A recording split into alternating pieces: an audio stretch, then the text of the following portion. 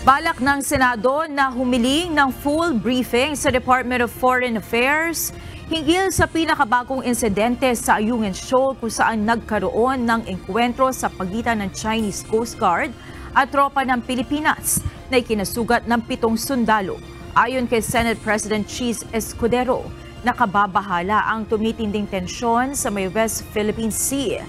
Kaya naman marapat anya itong mapag-usapan.